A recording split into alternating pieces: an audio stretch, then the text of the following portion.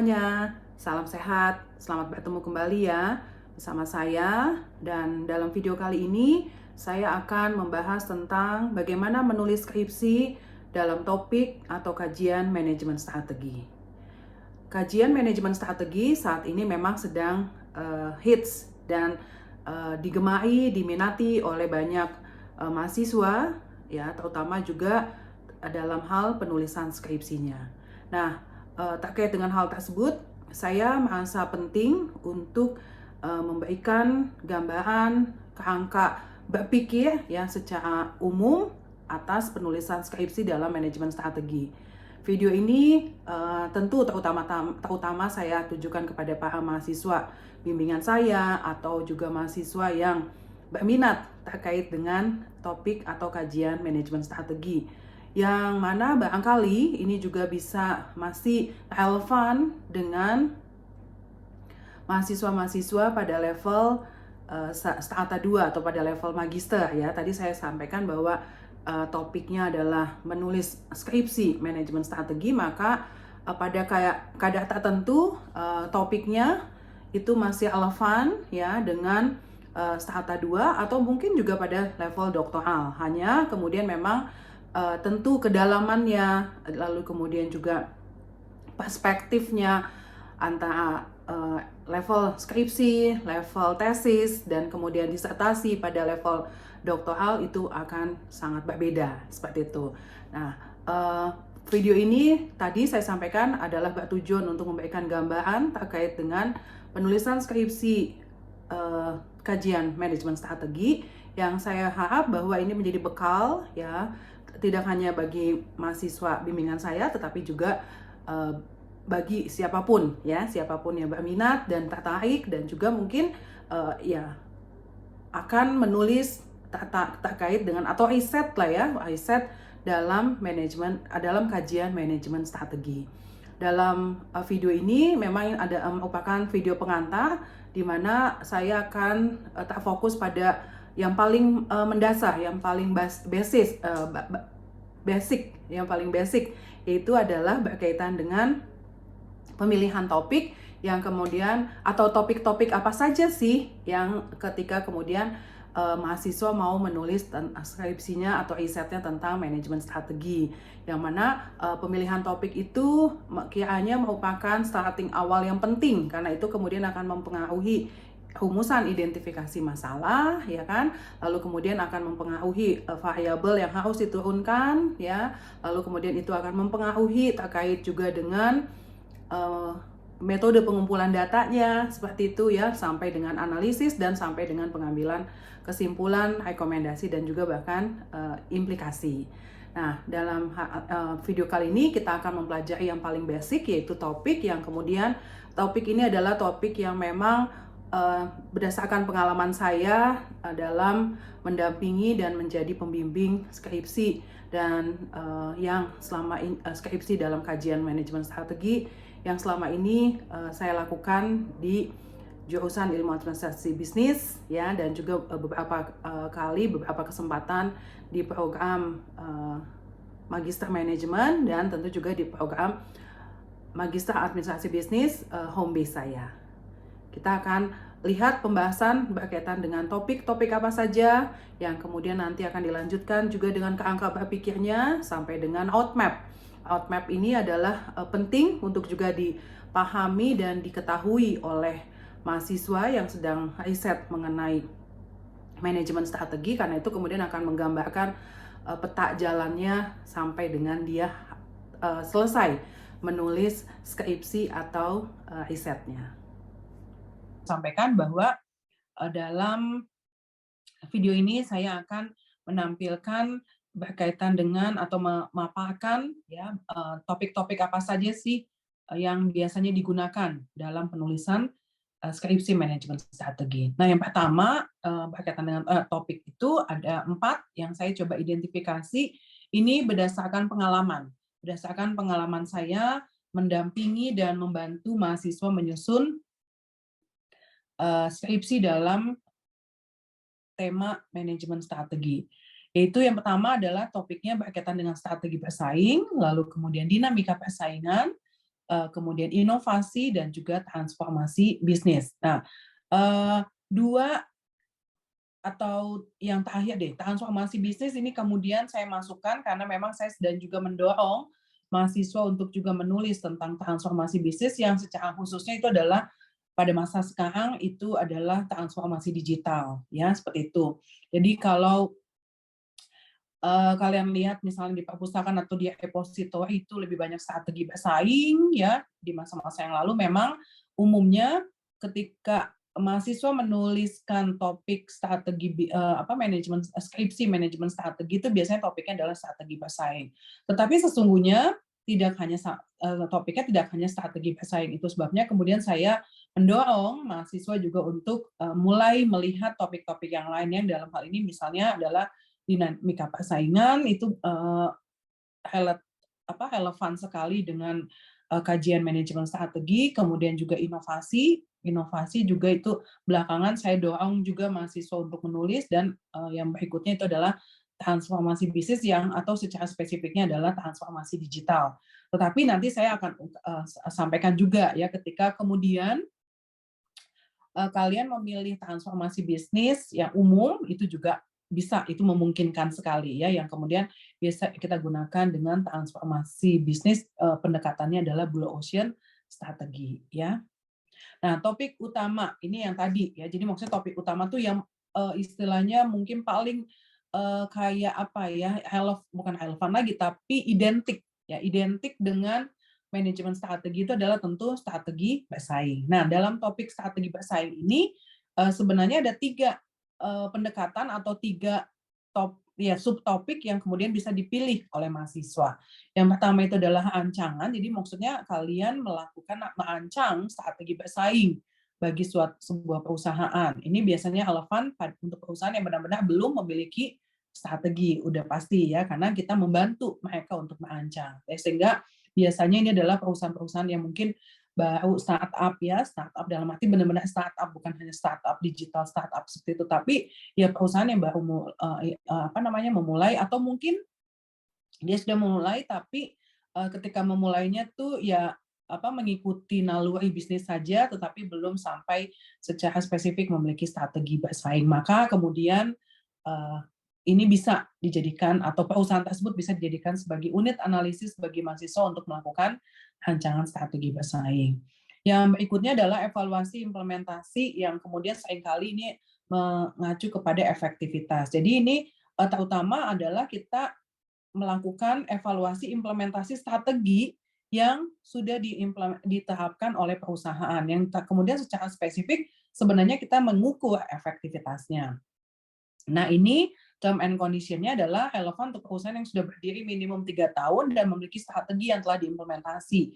Karena memang kan tujuan kita adalah mengevaluasi. Oleh sebab itu, maka unit analisis yang harus dicari oleh mahasiswa adalah dia sudah berdiri minimum 3 tahun, lalu kemudian dia juga sudah memiliki strategi yang dia implementasikan, sehingga kita mau mengukur dalam kurun waktu, misalnya let's say dia sekarang masuk tahun kelima, ya bagaimana strategi yang sudah diimplementasikan tersebut itu apakah efektif atau tidak, ya. Nah, sehingga kemudian efektivitasnya biasanya diukur dari data penjualan, ya, volume penjualannya misalnya, dan juga segmen pasar yang dituju, apakah segmen pasar yang dia tetapkan di awal sebelum dia memulai usahanya itu tercapai atau tidak, ya. Jadi evaluasi implementasi ketika topiknya adalah evaluasi implementasi strategi bersaing, itu biasanya akan sangat related sama kita mengukur efektivitas dari si strategi tersebut yang akan bisa terukur dari volume penjualan dan juga segmen pasar yang ditetapkan oleh perusahaan. Nah, yang ketiga itu adalah gabungan dari evaluasi dan rancangan. Ini biasanya banyak digunakan, dan mungkin yang tadi saya bilang kalian menemukan di repository itu adalah ini. Jadi walaupun mungkin judulnya rancangan strategi bersaing, di mana kemudian mereka sebelum sampai ke rancangannya mereka melakukan evaluasi terlebih dahulu, ya. Jadi mereka lakukan evaluasi lalu kemudian merancang. Jadi kalau tadi yang di topik yang nomor 2 itu kan kayak belum selesai, cuma selesai di Oh oke, strateginya kan jawabannya bisa efektif atau tidak efektif.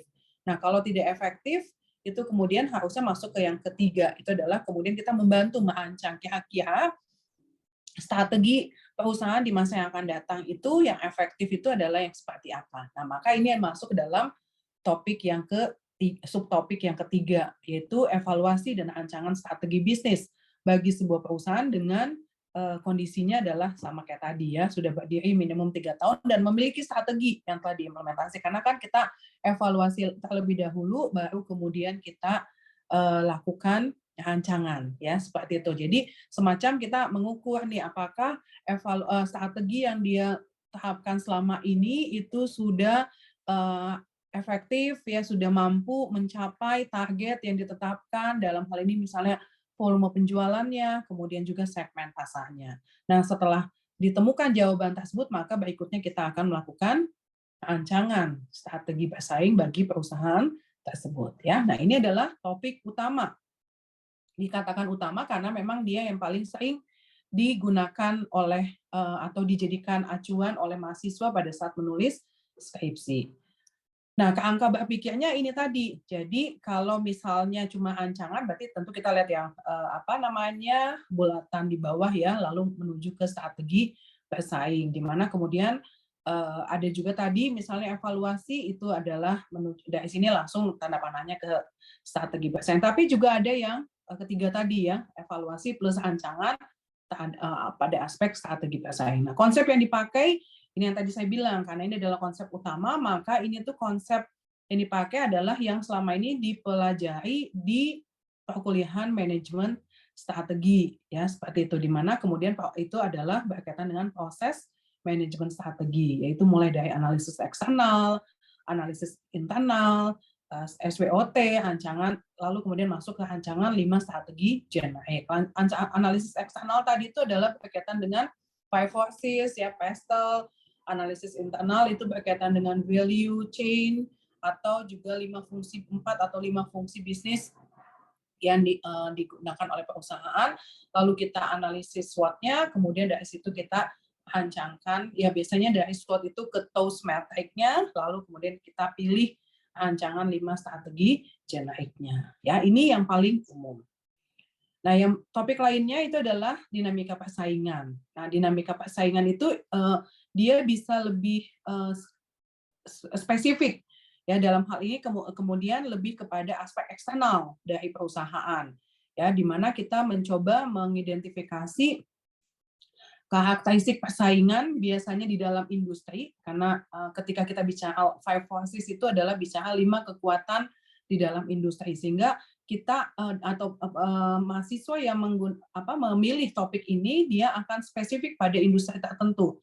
Jadi misalnya industri kuliner, industri coffee shop, ya, industri pendidikan, industri perhotelan misalnya seperti itu. Ini adalah kita memang berusaha mengidentifikasi 5 kekuatan dari si industri di mana perusahaan tersebut berada.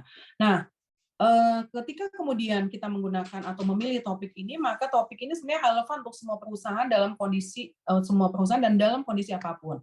Artinya perusahaan yang baru mulai sekalipun, ya dia bisa kita jadikan unit analisis kalau kita memilih topik ini. Kenapa? Karena ya istilahnya dia memang akan menghadapi dinamika persaingan dari industri di mana dia berada, sehingga ini menjadi relevan untuk semua perusahaan dan dalam kondisi apapun ya. Dan tentu angka berpikirnya seperti ini ya, biasanya kita hanya fokus pada lingkungan mikro yaitu five forces. Namun demikian seperti juga sudah kalian pelajari di manajemen strategi bahwa lingkungan mikro itu kan juga dia terkondisikan oleh lingkungan makro ya, dalam hal ini PESTEL. Maka biasanya meskipun kita fokus utamanya adalah pada lingkungan mikro, tetapi lingkungan makronya dalam hal ini PESTEL juga perlu kita identifikasi. Ya, itu konsep yang akan dipakai, yang kemudian hasil dari penelitian ini adalah menghasilkan dinamika persaingan. Jadi kayak tadi misalnya kalau sebuah perusahaan masuk pada industri kuliner, ya, nah maka kita dalam penelitian ini kita mau ingin menggambarkan bagaimana sih dinamika persaingan si perusahaan X ini ketika dia memasuki industri kuliner tersebut. Ini risetnya akan menghasilkan 5 kekuatan ya, bagaimana 5 kekuatan tersebut akan mempengaruhi dia seperti itu. Nanti ini kita di dalam video yang terkait dengan operasionalisasi variabel, saya pikir ini nanti akan kita detailkan ya terkait dengan konsep-konsep yang dipakai itu kemudian akan kita turunkan menjadi variabel-variabel tertentu. Oke, ini adalah yang kedua ya. Kemudian topik lain yang topik lain yang pertama tadi ya, itu adalah dinamika persaingan. Topik lain yang kedua itu adalah inovasi. Ini yang juga saya sampaikan bahwa saya mendorong mahasiswa juga untuk mulai melakukan penelitian-penelitian berkaitan dengan strategi inovasi, karena memang inovasi adalah merupakan strategi perusahaan untuk kalau perusahaan ingin tetap stay di industrinya ya, seperti itu. Nah, dia bisa dua topiknya, subtopiknya itu adalah ancaman, inovasi, atau evaluasi. Nah, tentu kalau ancaman, term and condition-nya adalah dia relevan untuk perusahaan yang belum memiliki dan melakukan strategi inovasi. Kalau evaluasi itu adalah yang sudah memiliki dan melakukan strategi inovasi. Dalam hal ini, kalau yang memilih dievaluasi, tentu kita perlu identifikasikan dulu ya kategori inovasinya seperti apa. Nah, kerangka berpikirnya ya, kalau konsepnya sih sama, cuma tinggal kemudian bagaimana bagaimana kita menggunakan konsep tersebut. Jadi kalau misalnya rancangan inovasi, maka dalam hal ini kita akan membantu mereka ya mengimplementasikan atau merancang rantai nilai inovasi dan ada inovasi yang seperti apa. Karena kan kita mau membantu mereka untuk merancang strategi inovasinya. Tapi kalau evaluasi, sama konsepnya cuma tinggal bagaimana kemudian tadi ya kita memperlakukan konsep ini, yaitu adalah kita melihat bagaimana rantai nilai inovasi diimplementasikan di sana, lalu kemudian juga bagaimana ada inovasi itu diimplementasikan atau dipilih dijadikan acuan oleh perusahaan. Nah, dalam hal ini juga memungkinkan untuk kedua-duanya. Jadi sama seperti tadi ya, yang strategi bersaing, kita evaluasi dan kemudian juga kita ancangkan seperti itu. Tapi memang biasanya tentu jadi semacam kalau di sini kita memperbaiki, artinya inovasi sudah dilakukan, kita evaluasi bagaimana rantai nilainya, bagaimana ada inovasinya, ya tentu ada unsur efektivitasnya juga ya, apakah benar dia menghasilkan inovasi ya, lalu kemudian inovasi yang dilakukan itu apakah juga mempengaruhi volume penjualannya misalnya seperti itu, atau memberikan kepuasan, atau paling tidak bisa menarik banyak konsumen-konsumen baru misalnya seperti itu. Nah, itu adalah di bagian evaluasi. Apakah kemudian dari sisi setelah kita evaluasi, apakah itu memungkinkan untuk kita membantu merancangkan? Saya kira bisa memungkinkan ya, tentu dengan konsep ya tadi tinggal dia memperbaiki. Kalau kemudian ternyata let's say bahwa evaluasinya tidak efektif misalnya, maka dia perlu cek gimana nih rantai nilai inovasi. Oh, ternyata dia memang ada tahapan yang terlewat misalnya. Lalu kemudian juga ada inovasi yang dia pilih ya, itu kemudian keliru misalnya, atau tidak tepat dengan konsumen yang dia tuju misalnya seperti itu. Itu memungkinkan untuk dilakukan. Topik yang berikutnya, topik lain yang ketiga, itu adalah yang tadi saya sampaikan yang disebut dengan transformasi bisnis ya, di mana dalam hal ini kita bisa bagi dua subtopiknya. Itu adalah transformasi umum berkaitan dengan proses transformasi yang dilakukan oleh perusahaan ya. Jadi ya tadi dia mungkin melakukan nanti kita lihat misalnya pakai konsep blue ocean ya, seperti itu. Nah, ini relevan untuk perusahaan yang sudah cukup lama berdiri. Jadi biasanya bahkan mungkin kita bisa nyatakan termasuk pada kategori perusahaan yang mapan seperti itu ya, di mana kemudian mereka melakukan transformasi bisnis misalnya. Meskipun tentu tidak menutup kemungkinan ya kalau kita menemukan perusahaan-perusahaan level UKM ya, menengah seperti itu, tetapi sepanjang dia sudah cukup lama, itu biasanya ya tadi 5 sampai 10 tahun misalnya, lalu kemudian mereka ingin melakukan transformasi ya, seperti itu. Nah, kalau transformasi digital tentu berkaitan dengan proses transformasi digital yang dilakukan oleh perusahaan. Ini tentu relevan untuk perusahaan yang sedang melakukan transformasi digital ya. Jadi kita istilahnya tuh tujuannya bisa dua ya, kita mempelajari tahapan-tahapan mereka melakukan transformasi digital dan demikian juga dengan transformasi umum. Nah, kerangka berpikirnya ya ini apa namanya? Transformasi bisnis umum. Jadi di sini tuh kita orientasinya betul-betul mempelajari. Jadi kalau yang tadi di awal ada yang sampai merancang ya, seperti itu. Kalau di sini tuh mengevaluasi dan merancang. Kalau di sini tuh kita mempelajari tahapan-tahapan yang mereka gunakan ya ketika mereka melakukan transformasi bisnisnya ya, yang kemudian angka berpikirnya tentu ada faktor-faktor istilahnya apa, pemicunya, pendorong drivernya ya, lalu kemudian mereka melakukan transformasi. Nah, konsep yang mesti dipakai adalah ada yang disebut dengan BPR, Business Process Engineering, atau Blue Ocean Strategy. Jadi kita tuh kayak cek ketika misalnya sebuah perusahaan melakukan transformasi, itu tuh bagaimana, misalnya kita mulai dari pemicunya, apa pemicunya kita identifikasi, lalu kemudian kita cek bagaimana kalau dia pakai pendekatan misalnya BPR, Business Process Engineering. Kita coba identifikasi bagaimana kemudian konsep itu diimplementasikan pada saat mereka melakukan transformasi. Kalau kemudian muncul pertanyaan, apakah memungkinkan untuk kita merancangkan? Ya, memungkinkan, hanya memang biasanya ini cukup ya mungkin saya mau menyatakan berat atau cukup complicated ya untuk apa namanya skripsi mahasiswa yang mungkin terutama kalau kalian berorientasi untuk satu semester beres seperti itu ya, karena Business Process Engineering atau Blue Ocean Strategy meskipun juga kalian sudah pelajari, tapi kita bisa melihat bahwa dia jauh lebih complicated ketimbang kalau hanya sekedar strategi bersaing atau misalnya inovasi ya seperti itu ya, atau juga dinamika persaingan. Tapi ini saya sampaikan sebagai pengetahuan yang kalau misalnya kalian mau istilahnya udah tahu resikonya dan mau tetap jalanin, oke, no problemo ya istilahnya seperti itu. Oke. Nah, lalu kemudian yang angka berpikir transformasi digital ini adalah kita akan pakai 3 faktor pendorong, itu adalah konteks, konten, dan strategi proses. Ini ada apa namanya, kita menggunakan satu paper ya yang memang sangat bagus sekali dan sangat detail mengidentifikasikannya, itu bisa kita jadikan acuan. Lalu bagaimana kemudian konteks, konten, strategi proses itu mempengaruhi transformasi yang dilakukan oleh perusahaan.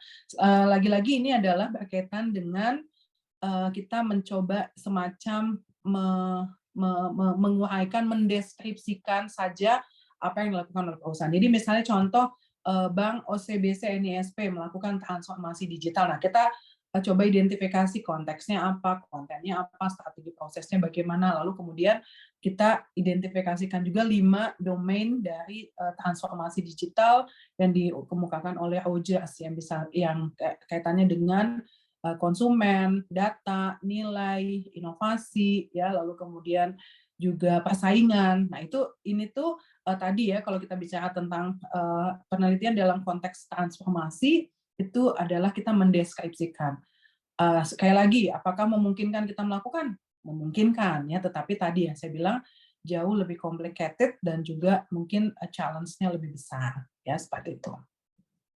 Nah, setelah tentu menentukan topik-topik dan paling tidak kalian mengetahui dan memahami terlebih dahulu topik-topik tersebut, maka juga saya perlu menyampaikan tahapan penyusunannya.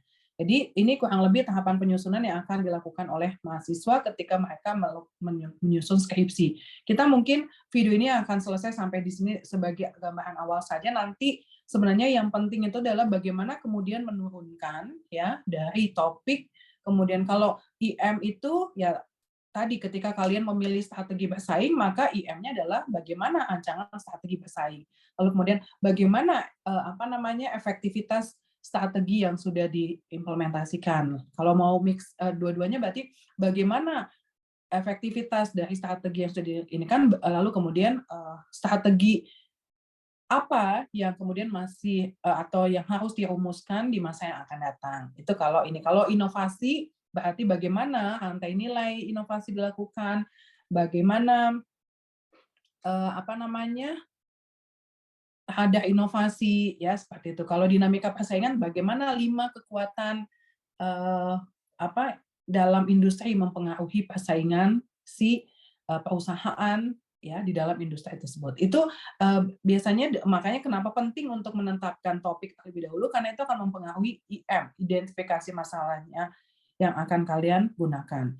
Ya sampai dengan angka teori saya kira ya karena kita basic ya strategi, manajemen strategi, nanti tentu kita harus masukkan inovasi, kita harus memasukkan aspek transformasi seperti itu. Nah, yang kemudian nanti perlu nanti saya yang tadi saya bilang sebagai menurunkan itu adalah masuk ke dalam kategori tata cara pengumpulan dan analisis data atau METLIT ya. Jadi mungkin mulai dari operasionalisasi variabel, lalu kemudian dia menjadi interview guide ya untuk kemudian nanti mengumpulkan datanya. Kemudian temuan dan analisis ini juga nanti akan ada satu video khusus yang kemudian bagaimana kita merincikan ya terkait dengan temuan dan analisis data yang akan menghasilkan sampai kepada kesimpulan dan rekomendasi ya.